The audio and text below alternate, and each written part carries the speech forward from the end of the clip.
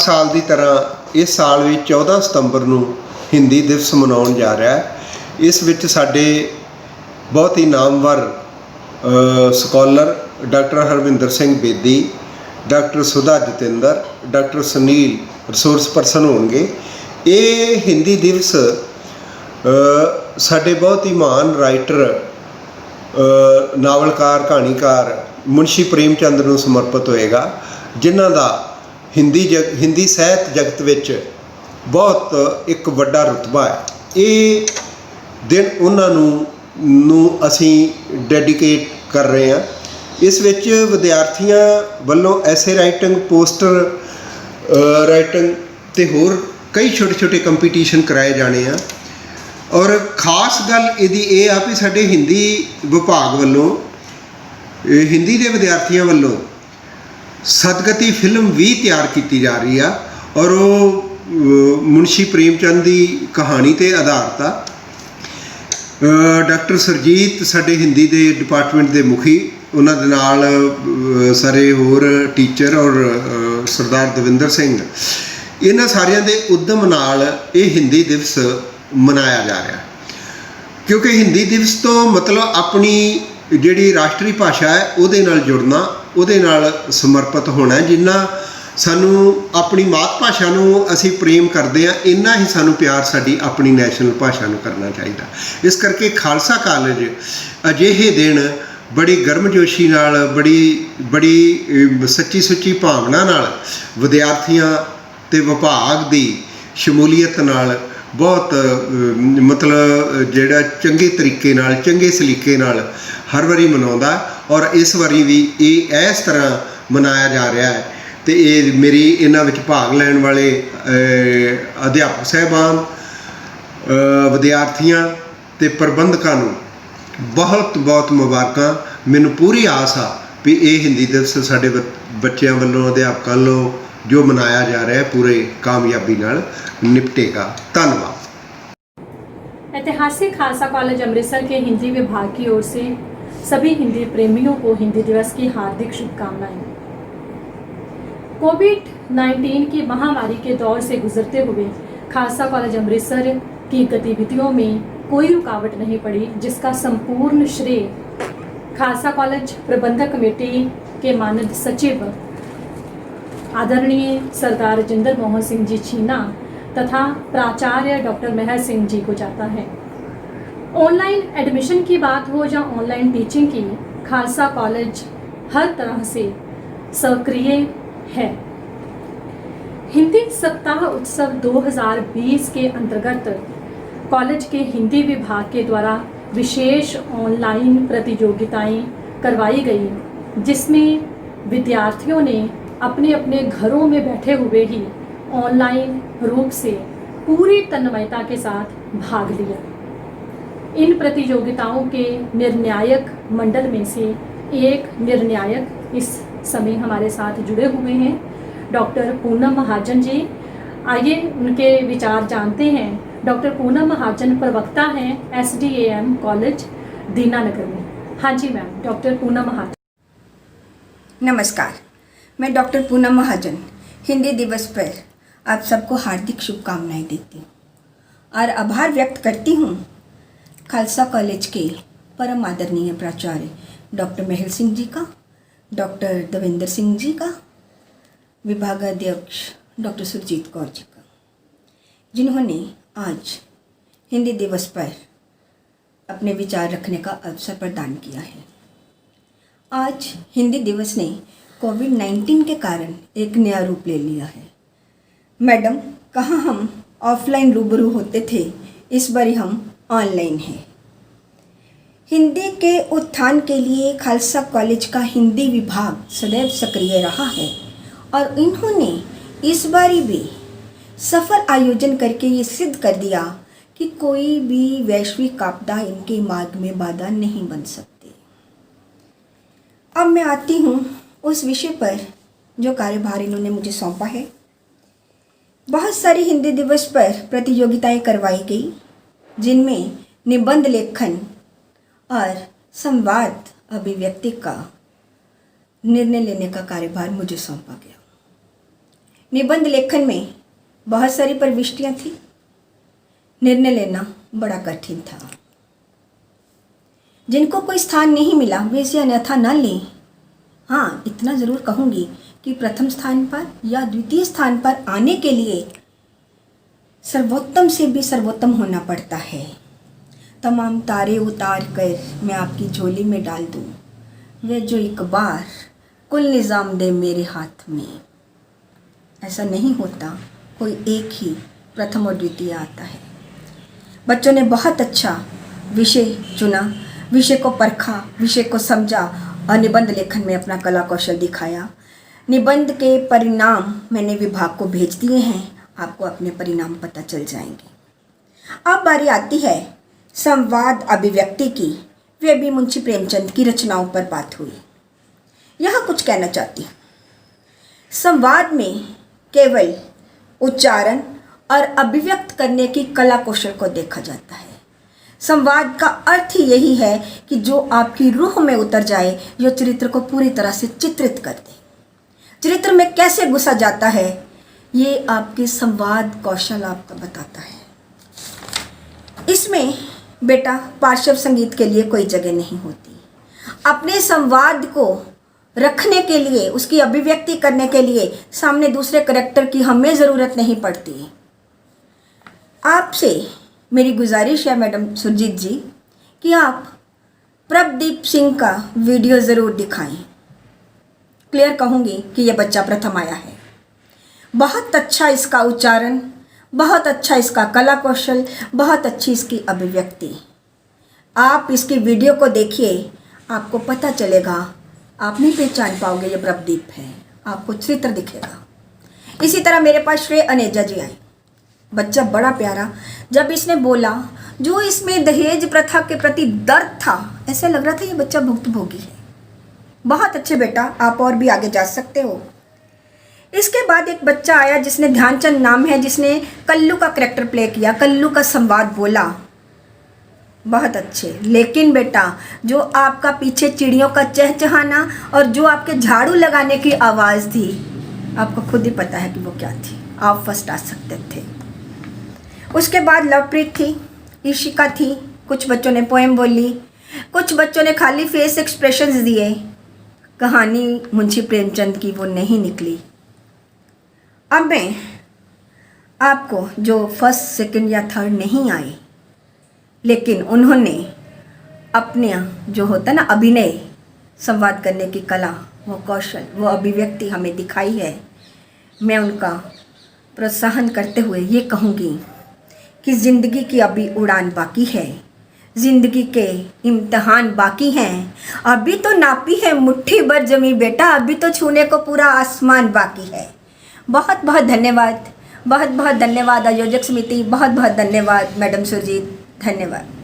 बहुत शुक्रिया डॉक्टर साहिबा, आपने अपने कीमती समय में से कुछ समय हमारे विद्यार्थियों के लिए निकाला। आपका बहुत बहुत धन्यवाद।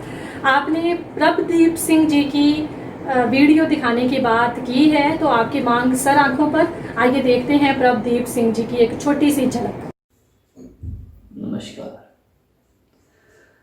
बच्चों के लिए बाप एक फालतू चीज की तरह होता है, जैसे घोड़े के लिए चने और बाबुओं के लिए मोहन भोग, और माँ दाल रोटी जैसी। अगर किसी को उम्र भर मोहन भोग ना मिले तो उसका क्या ही नुकसान होगा, परंतु अगर उसको एक दिन भी दाल रोटी के दर्शन ना हो तो फिर देखिएगा उसका क्या हाल होगा। नमस्कार। सभी प्रतियोगियों का आभार जिन्होंने ऑनलाइन प्रतियोगिता में पूरी तन्मयता के साथ भाग लिया।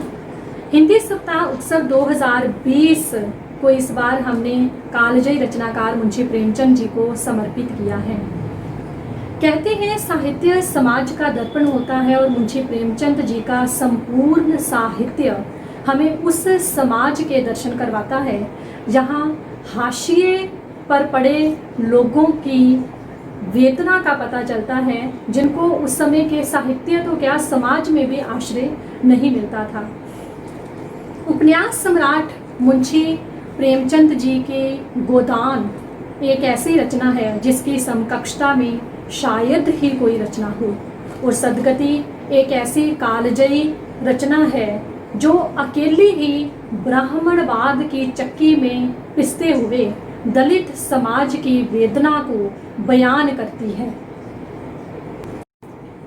आज की इस ऑनलाइन वार्ता के अंतर्गत मुंशी प्रेमचंद जी के साहित्य में दलित वेदना विषय पर वक्तव्य देने के लिए हमारे साथ जुड़े हैं शिरोमणि साहित्यकार श्रद्धेय गुरुवर डॉक्टर हरमहेंद्र सिंह बेदी जी, चांसलर केंद्रीय विश्वविद्यालय धर्मशाला हिमाचल प्रदेश, डॉक्टर सुधा जितेंद्र जी, अध्यक्ष हिंदी विभाग गुरु नानक देव विश्वविद्यालय अमृतसर, तथा डॉक्टर सुनील कुमार जी, प्रवक्ता हिंदी विभाग गुरु नानक देव विश्वविद्यालय अमृतसर।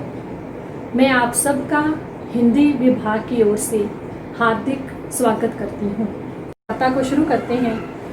मुंशी प्रेमचंद जी के साहित्य में दलित वेदना पर अपना वक्तव्य देने के लिए शिरोमणि साहित्यकार श्रद्धेय गुरुवर डॉक्टर हरमहेंद्र सिंह बेदी जी हमारे साथ जुड़े हुए हैं। गुरुवर डॉक्टर बेदी जी पिछले 4 दशकों से पंजाब की हिंदी कविता के चश्मदीद गवाह हैं और पंजाब के हिंदी साहित्य की राष्ट्रीय पहचान बनाने में इन्होंने सक्रिय भूमिका निभाई। हिंदी के प्रचार व प्रसार के लिए अनेक विदेश यात्राएं की हैं और गुरुमुखी लिपि में उपलब्ध उत्तरी भारत के मध्यकालीन हिंदी साहित्य को प्रकाश में लाने का श्रेय भी डॉक्टर बेदी जी को जाता है। आपको आपके कृतित्व के लिए अनेक बार पुरस्कृत किया जा चुका है और आज के आपके मुंशी प्रेमचंद जी के वक्तव्य से निस्संदेह मुंशी प्रेमचंद जी की संपूर्ण छवि हम सब दर्शकों के सामने साकार होगी। तो बहुत ही आदर के साथ श्रद्धेय गुरुवर डॉक्टर हरमहेंद्र सिंह बेदी। खालसा कॉलेज के प्राचार्य डॉक्टर महल सिंह जी को हिंदी दिवस के शुभ अवसर पर मुबारकबाद देता हूँ। खालसा कॉलेज अमृतसर साहित्य का बहुत बड़ा केंद्र रहा है। इस केंद्र से केवल साहित्यकार ही नहीं निकले बल्कि देश के कोने कोने में इस बड़े महाविद्यालय का नाम इनके खिलाड़ियों के द्वारा, कलाकारों के द्वारा, साहित्यकारों के द्वारा और बड़े बड़े प्रशासनिक अधिकारियों के द्वारा पहुँचा। मुंशी प्रेमचंद का नाम विश्व के उन बड़े साहित्यकारों के साथ लिया जाता है जिन्होंने विश्व के समाज को, विश्व की समस्याओं का आकलन अपनी कृतियों में किया। मुंशी प्रेमचंद भारतीय समाज के ऐसे बड़े चचेरा थे जिन्होंने मानव के दुख सुख, मानव की प्रत्येक गतिविधि, मानव के इतिहास, मानव के चिंतन, मानव के कार्यों का उल्लेख अपने उपन्यासों में, कहानियों में, नाटकों में, निबंधों में किया। आचार्य हजारी प्रसाद द्विवेदी कहते हैं कि अगर 1935 के भारत को जानना है तब इतिहास की पुस्तकों का अध्ययन मत करो, गोदान को पढ़ो, मुंशी प्रेमचंद की कहानियों का अध्ययन करो, मुंशी प्रेमचंद के निबंधों में उनके विचारों का अनुशीलन करो। मुंशी प्रेमचंद पहली बार भारतीय समाज के पिछड़े वर्ग को अपनी कृतियों में रेखांकित करते हैं। आज ऐसे वर्गों को कभी पिछड़ा वर्ग, कभी जनजातीय वर्ग, कभी आदिवासी वर्ग, कभी दलित वर्ग और कभी वह वर्ग जिसके पास अभावग्रस्त जीवन के बिना और कुछ नहीं है से स्मरण किया जाता है। मुंशी प्रेमचंद का महाकाव्यात्मक उपन्यास गोदान इन अभावग्रस्त व्यक्तियों की गाथा कहता है। छोटे छोटे किसान, छोटे छोटे कार्यकर्ता, बेखेती हर मजदूर, दिन रात मेहनत की चक्की में पिसते हुए लोग, जिनके पास ना रहने को, ना खाने को, ना पहनने को कुछ भी नहीं होता, पर वह समाज की दुर्गति का शिकार होते हैं, समाज के कर्मकांडों का शिकार होते हैं, समाज में ऊंच नीच के भेद को ना समझ पाकर नरक जैसा जीवन जीते हैं। मुंशी प्रेमचंद 20वीं शताब्दी के उत्तरार्ध में जिस भारत का चित्रण करते हैं, उस चित्रण में घीसू भी है, उस चित्रण में ठाकर का कुआं है, उस चित्रण में पंच परमेश्वर है, और उस चित्रण में गोदान, निर्मला जैसे उपन्यास हैं। इन उपन्यासों की भावभूमि दलित साहित्य के प्रारंभिक स्वरों को जन्म देती है। बहुत सारे आलोचक इस तथ्य को भी बढ़ा चढ़ाकर पेश करते हैं कि मुंशी प्रेमचंद ने निम्न वर्गों का नाम लेकर हमारी जातीयता स्वतंत्रता को एक अलग ढंग से पेश किया है। ऐसा नहीं है। दलित वर्ग का यथार्थ समाजशास्त्र मुंशी प्रेमचंद के कथा साहित्य में प्रस्तुत हुआ है। आज हम जिन पिछड़े वर्गों के उस समाजशास्त्र का जिक्र करते हैं, उनके कारणों को जानना चाहते हैं, तब हमें मुंशी प्रेमचंद का भारत याद आता है, जिसमें सवा सेर गेहूँ जैसी कहानी हमें नई दिशा देती है। ठाकर का कुआं किस तरह से दो जातियों के बीच उस सेतु को ख़त्म कर देता है, जिस सेतु के कारण मानवता संवेदना की डोर में बंधती है। इसलिए मुंशी प्रेमचंद के कथा साहित्य का पूरे भारतीय वाङ्मय पर प्रभाव पड़ा। आज मराठी साहित्य में जो दलित साहित्य की पहचान बनी है, दलित साहित्य की अलग जो दुनिया हमारे सामने आती है, उस दुनिया के पीछे प्रेमचंद का चिंतन खड़ा है। उस दुनिया के पीछे प्रेमचंद की संवेदना खड़ी है। उस दुनिया के पीछे प्रेमचंद की विचारात्मक शक्ति कार्य करती हुई दिखाई देती है। प्रेमचंद का बड़ा संदेश आप देखिए, इन वर्गों को लेकर, जातियों को लेकर, धर्मों को लेकर, संप्रदायों को लेकर। मुंशी प्रेमचंद सौहार्द के साहित्यकार हैं। उन्होंने हिंदू मुस्लिम के बीच उस प्रेम की गंगा को चारों ओर बहाया है, जिसके कारण हमें पूरी मानव जाति का इतिहास एक सीधी रेखा में प्रस्तुत होता हुआ दिखाई देता है। इसलिए मुंशी प्रेमचंद दलित साहित्य के ऐसे मसीहा लेखक हैं जो भारत की सभी ज़बानों के साहित्यकारों को इन पिछड़े वर्गों के प्रति सचेत करते हैं। मैं यहाँ यह भी कहना चाहता हूँ कि पंजाबी साहित्य के ऊपर भी मुंशी प्रेमचंद का गहरा प्रभाव है।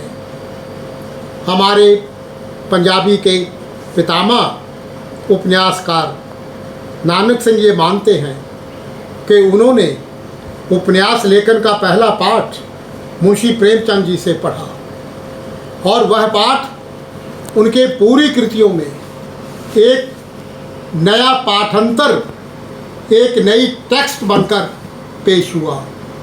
इसी तरह से गुजराती साहित्य पर, असमिया साहित्य पर, डोगरी साहित्य पर, कश्मीरी साहित्य पर, उर्दू साहित्य पर, उर्दू के तो वो खुद कलमकार थे। उर्दू अदब की तारीख में प्रेमचंद को उर्दू का पहला अफसाना निगार माना जाता है। यही हाल हिंदी का है। डॉक्टर इंद्रनाथ मदान आधुनिक हिंदी कथा साहित्य के जिस पहले लेखक की शनाख्त करते हैं वे मुंशी प्रेमचंद हैं। पहली आधुनिक कहानी का जो जिक्र करते हैं वह पूस की रात है। हमारे अगले वक्ता डॉक्टर सुधा जितेंद्र जी हैं। आप गुरु नानक देव विश्वविद्यालय अमृतसर में डीन भाषा संकाय और हिंदी विभाग के अध्यक्ष के पद पर आसीन हैं। मैडम हमारे साथ मुंशी प्रेमचंद जी के उपन्यास साहित्य में दलित वेदना पर अपने विचार साझा करेंगी। हाँ जी मैम। विश्व में या विश्व साहित्य में भारतीयता की पहचान करवाने वाले साहित्यकारों का जब नाम लिया जाता है तो मुंशी प्रेमचंद एक ऐसा नाम है जिन्होंने पूरे विश्व में अपने लेखनी के माध्यम से भारतीयता के परचम को लहराया। कोई भी लेखक प्रसिद्धियों की बुलंदियों को कब छूता है? जब वो जनमानस की वाणी बन जाता है, उनकी आवाज़ बन जाता है, उनकी गूंज को पूरे विश्व में गुंजायमान कर देता है। मुंशी प्रेमचंद उर्फ धनपत राय उर्फ नवाब राय, जिन्होंने अंग्रेज़ी हुकूमत से सीधे आंखों में आंखें डालते हुए राष्ट्रीय धर्म को निभाया और अपने देशवासियों को जगाने का कार्य किया।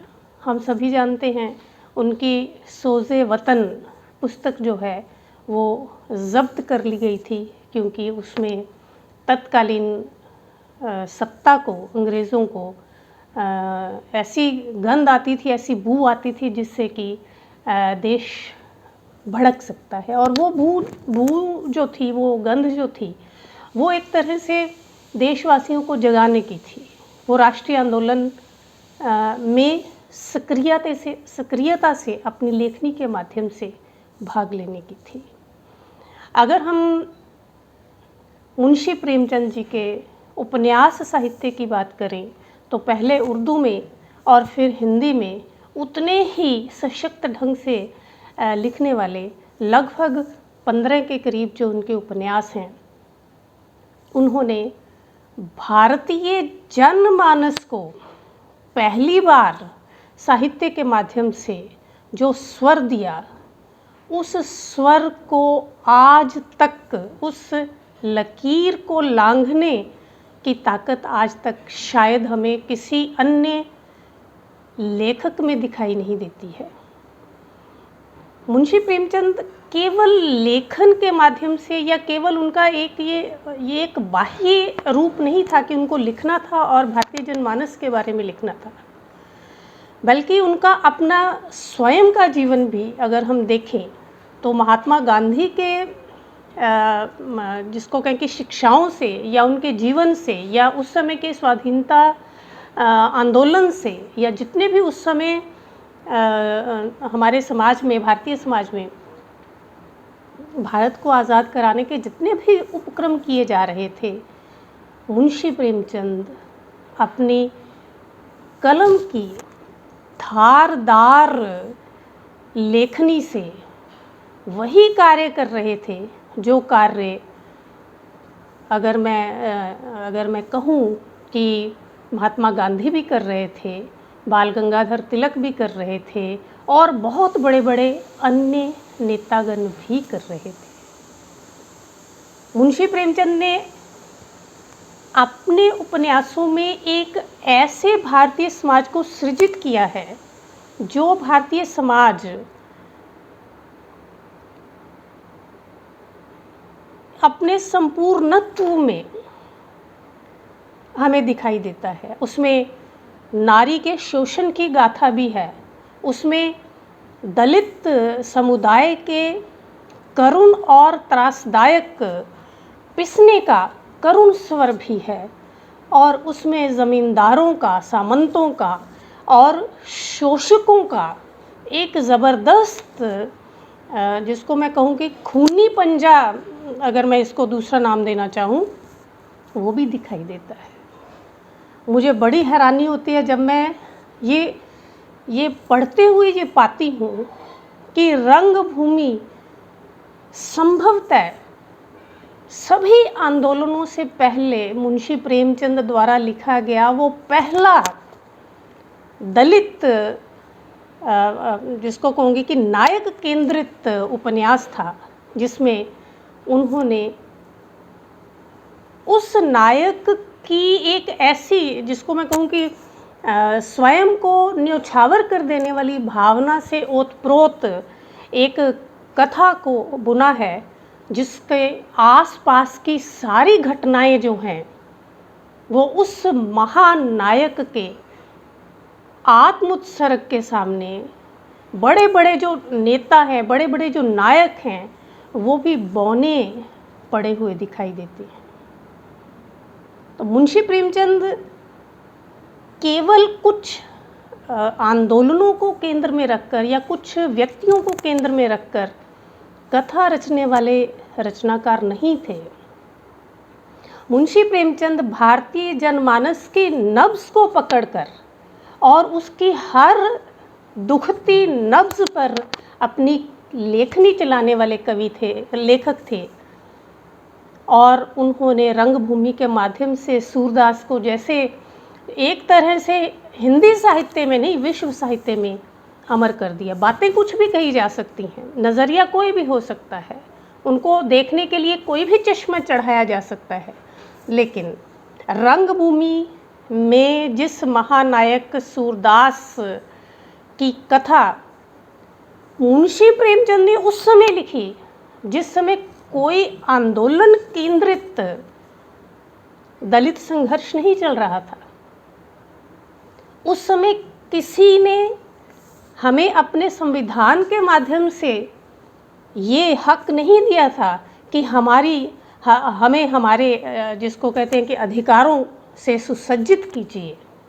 ये वो एक स्वतः एक बड़े रचनाकार के हृदय से निकली हुई वाणी थी, जिस वाणी से उन्होंने भारतीय समाज के उस समुदाय विशेष जो कि इस पूरे समाज के केंद्र में है, उसके उत्थान की बात जो है वो की थी। इसलिए मुझे कभी कभी ऐसा लगता है कि मुंशी प्रेमचंद पर हम जब भी बात करते हैं तो मुंशी प्रेमचंद के उद्देश्य, क्योंकि मुंशी प्रेमचंद का उद्देश्य रचना के माध्यम से केवल अपने आप को स्थापित करना नहीं था, कोई पुरस्कार लेना नहीं था, बल्कि उस वाणी को आवाज़ देना था जो भारतीयता की आत्मा की वाणी थी। इसीलिए तो आप देखिए शरतचंद्र चट्टोपाध्याय जी ने उनको उपन्यास सम्राट की, कथा सम्राट की उपाधि से जो है वो विभूषित किया। जितनी सरसता से गोदान में माता दीन, दाता दीन और सिलिया के माध्यम से मुंशी प्रेमचंद ने इस दलित व्यथा को खोला है, मुझे लगता है किसी रचनाकार में इतनी हिम्मत नहीं है कि वो पकड़कर ब्राह्मण के मुंह में जो है वो जिसको कहते हैं कि हड्डी डाल दे। और चोट करते हैं मुंशी प्रेमचंद, कहते हैं कि साथ सोने से तेरा धर्म नहीं जाता है, लेकिन उसके हाथ की खीर खाने से तेरा धर्म जाता है। इतनी फटकार लगाने वाला रचनाकार मैंने शायद आज तक नहीं देखा है।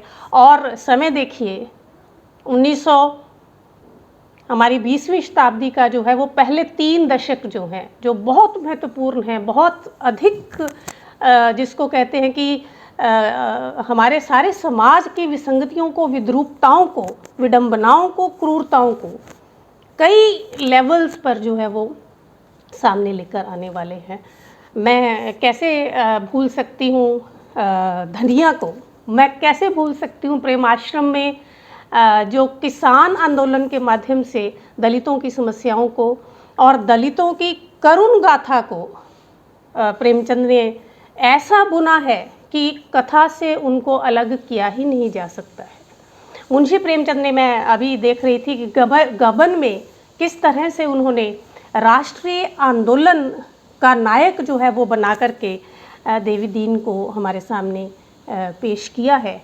और आप ये देखिए, और हम लोग ये देखते हैं कि मुंशी प्रेमचंद किसी दबाव में आकर, या मुंशी प्रेमचंद किसी भी ऐसी घटना से प्रेरित होकर लेखन कार्य में प्रवृत्त नहीं हो रहे थे, बल्कि वो भारतीय समाज के उस ताने बाने को हमारे सामने प्रस्तुत कर रहे थे, चाहे फिर वो कायाकल्प हो, चाहे फिर वो कर्म भूमि हो। ये वो उपन्यास है जिन उपन्यासों में उन्होंने मंदिरों में परिवेश की समस्या को लेकर, जो हमारे इस समय के समाज की भी सबसे बड़ी कई बार समस्या हमारे सामने आ जाती है। और मैं कभी कभी ये सोचती हूँ कि मुंशी प्रेमचंद ने जिन समस्याओं को अपने उपन्यासों में उठाया, 300 से लगभग की उनकी जो कहानियाँ हैं, उनमें से कम 80 कहानियाँ ऐसी हैं जिन कहानियों में उन्होंने प्रत्यक्ष या परोक्ष रूप से दलित वेदना को उभारा है, चाहे फिर वो सदगति हो। और मैं पढ़ रही थी कि कर्मभूमि में भी, और प्रेमाश्रम में भी, और कायाकल्प में भी, और गबन में भी दलित वेदना को उन्होंने इस रूप में वाणी दी है कि उन्होंने भावनाओं को भड़काने की बात नहीं की है, बल्कि सहज रूप में भारतीय समाज में क्या स्थान होना चाहिए, और उस स्थान को ना पाने के कारण दलित समुदाय के भीतर की जो पीड़ा है, जो व्यथा है, उनकी जो करुणा है, वो हमारे मन में जागृत होती है। 2 चीज़ें मुझे बहुत महत्वपूर्ण लगी प्रेमचंद के दलित वेदना को अभिव्यक्त करने में। मैं उनके कुछ विविध प्रसंग पढ़ रही थी।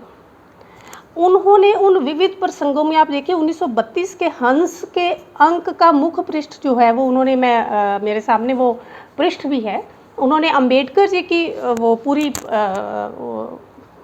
टाइटल पेज जो है, मुख पृष्ठ जो है वो उनके साथ छापा। और उनके बाद मैं उनके जो पढ़ रही थी, अछूत राज मिटता जा रहा है, फिर उन्होंने जाति भेद मिटाने की योजना, ऐसे करके 32 प्रसंग वो हैं जिनमें उन्होंने भारतीय समाज में किस तरह से ब्राह्मणवादी विचारधारा ने, जिसको कहूँगी सामंतवादी विचारधारा ने, और एक जिसको कहते हैं कि मुंह में चांदी की चम्मच लिए हुए पैदा होकर समाज को पद दलित करने वाले लोगों के इतनी ज़बरदस्त फटकार लगाई है। उन्होंने कहा है कि मैं ब्राह्मण हूँ, वो शूद्र है, वो वैश्य है, क्या यही पहचान है मनुष्य की? जो लोग अपने आप को चतुर्वेदी और त्रिवेदी कहते हैं, कभी वेदों का मुंह देखा है उन्होंने? तो अपनी कोई भी रचनाकार महान तभी बनता है जब वो अपने जीवन और अपने लेखन में बहुत अधिक जो है वो सामंजस्य उस तरह का बिठाता है जिस पर कि हम लोग किंतु नहीं कर सकते हैं। आज इसीलिए प्रेमचंद पर बहुत अधिक उनको दलित विरोधी या कई तरह की बातें हम लोग सुनते हैं, लेकिन बात बोलेगी हम नहीं। अगर हम आज भी गोदान को सामने रखते क्या हैं? अगर रशिया में बैठा हुआ व्यक्ति रूसी में पढ़ रहा है, साउथ कोरिया में बैठा हुआ कोरियन में पढ़ रहा है, बुल्गारियन अपनी भाषा में प्रेमचंद को आज पढ़ रहा है, और उनके संदेश को सामूहिक, ऐसा नहीं है कि जहाँ से मुझे वो ठीक लगता है मैं वहाँ से पढ़ना शुरू कर दूँ और बताना शुरू कर दूँ। प्रेमचंद को समझने के लिए उनके, जिसको कहते हैं कि संपूर्ण साहित्य का अगर क्रम से अध्ययन किया जाए, तो मुझे कभी कभी ऐसा लगता है कि प्रेमचंद के जो पात्र हैं, विशेषकर जो उनके दलित पात्र हैं, वो पात्र फाइट देने वाले पात्र हैं, जुझारू पात्र हैं। प्रेमचंद ने किसी भी अपने पात्र को डिगने नहीं दिया है। अगर किसी कोई डिग गया है, किसी वजह से गिर गया है, किसी वजह से, तो थामने के लिए उन्होंने दूसरा पात्र जो है वो खड़ा किया है। अगर आज की परिस्थितियां होती तो किसान आत्महत्या कर चुका होता, मजदूर कहीं छोड़ छाड़ कर भाग गया होता। लेकिन प्रेमचंद का साहित्य हमें जीवन जीने की आशा देता है, आगे बढ़ने की आशा देता है, और जो दलित व्यथा उन्होंने वेदना वहाँ व्यक्त की है, उस वेदना और व्यथा से आगे बढ़ने की हमारी यात्रा जो है उसकी ओर संकेत किया है। इसलिए मुंशी प्रेमचंद एक बहुत ही ज़बरदस्त ऐसे कथा सम्राट हैं जिन्होंने बहुत सहज, सरस लेकिन प्रभावोत्पादक ढंग से भारतीय सामाजिक संरचना को एक ताना बाना बनाकर हमारे सामने पेश किया है, जिसमें स्त्री, जिसमें दलित, जिसमें पुरुष, जिसमें गांव, जिसमें शहर, जिसमें किसान, जिसमें नेता, जिसमें मजदूर, सब अपनी अलग अलग वर्ण किरणों से उपस्थित हैं। आज की इस ऑनलाइन वार्ता के हमारे तीसरे वक्ता डॉक्टर सुनील कुमार जी हैं।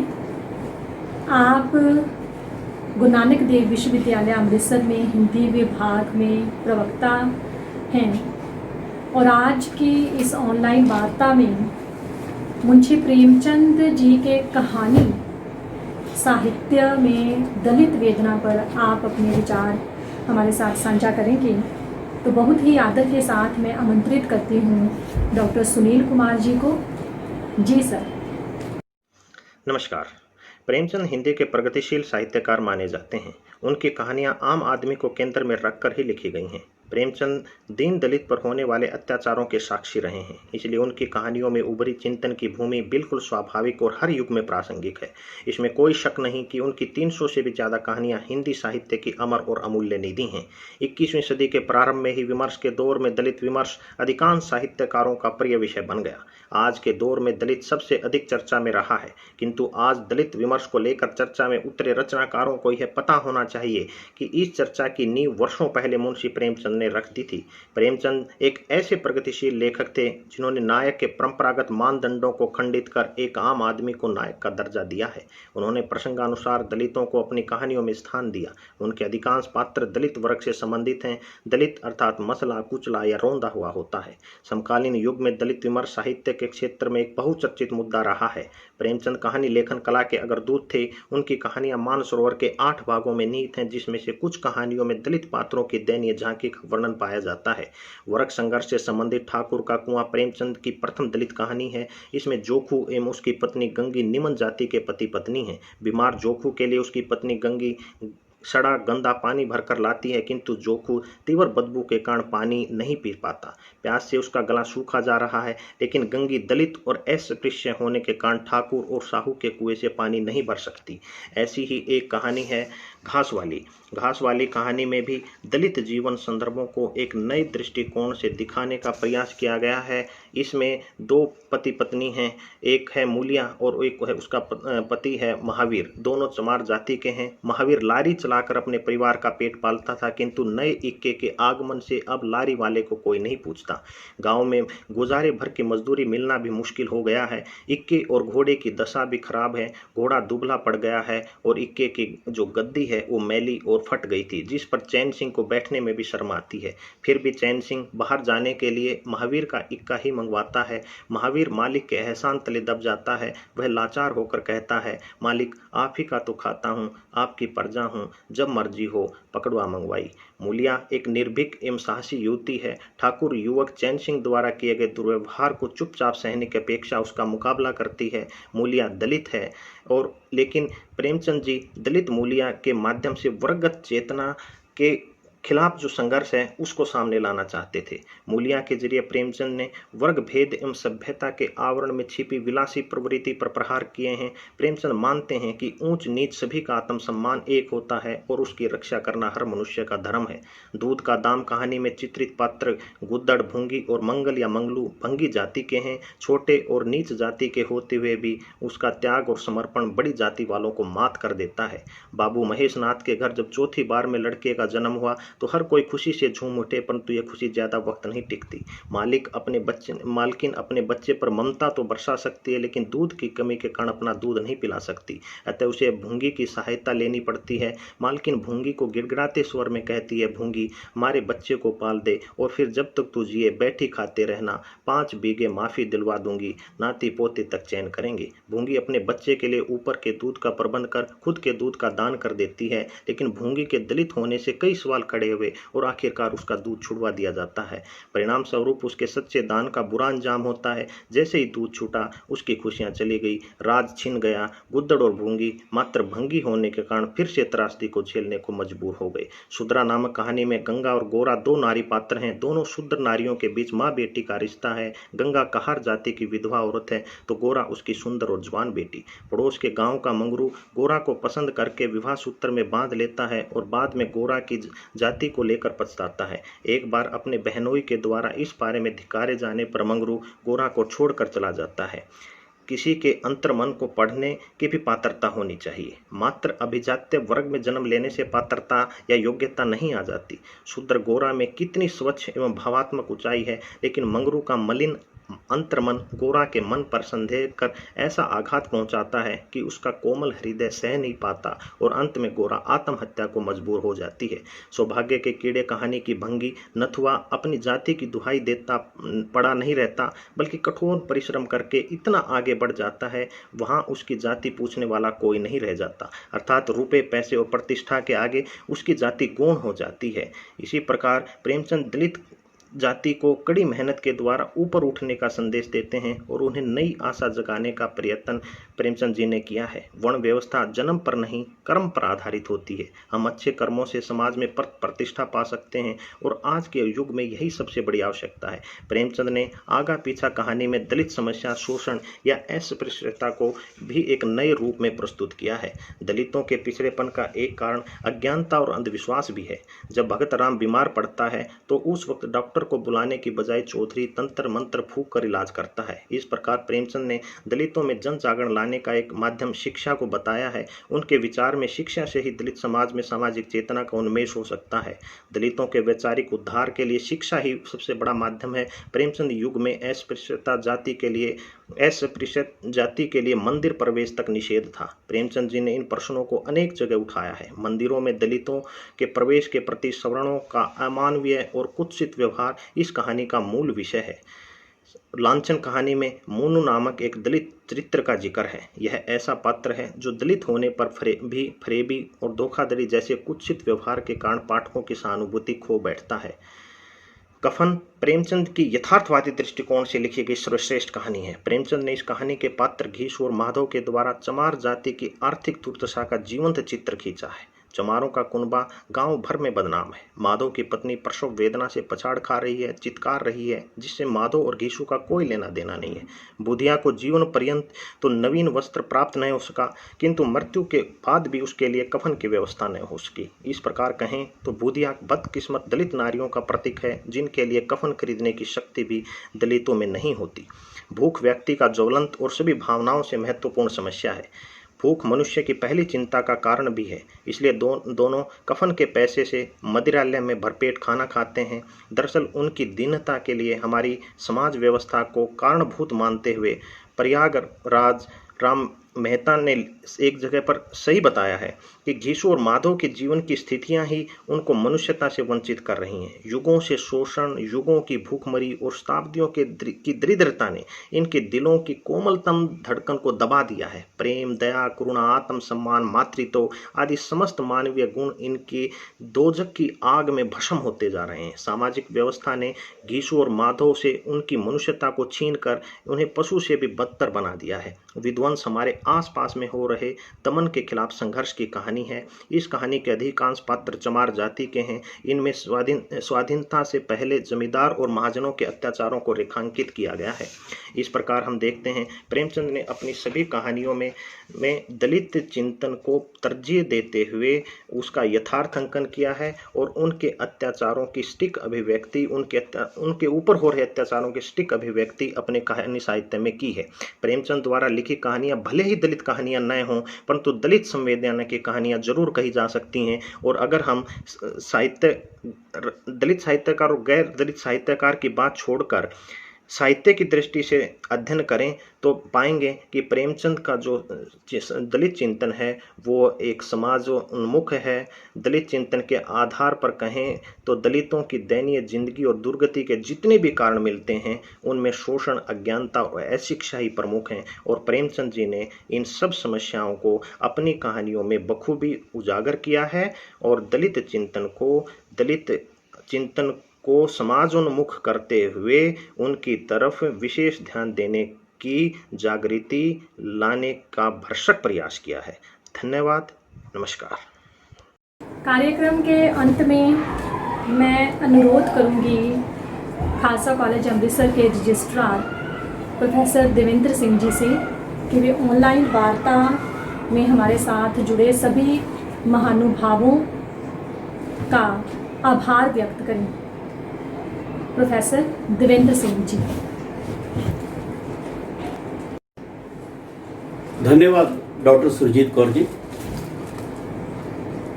आपने मुझे इतने अच्छे सेशन का धन्यवाद प्रस्ताव रखने के लिए कहा है।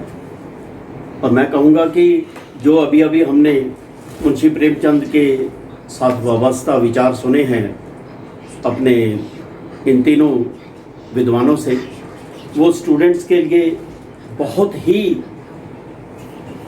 लाभदायक सिद्ध होंगे। खासकर आजकल के माहौल में जब क्लासें लेना दुर्भर हो चुका है, तब आपने ये जो प्रबंध किया है ऑनलाइन वार्ता का, ये एक विलक्षण प्रबंध है। तो इस संबंध में तो मैं ये कहूँगा कि एक नई लीड डाल दी आपने कि हम बच्चों के रूबरू विद्वानों को करें, ये भी बहुत ज़रूरी है।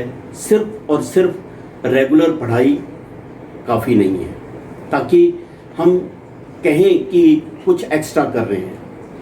हिंदी विभाग, हमारे कॉलेज का हिंदी विभाग हमेशा से ही प्रोएक्टिव रहा है।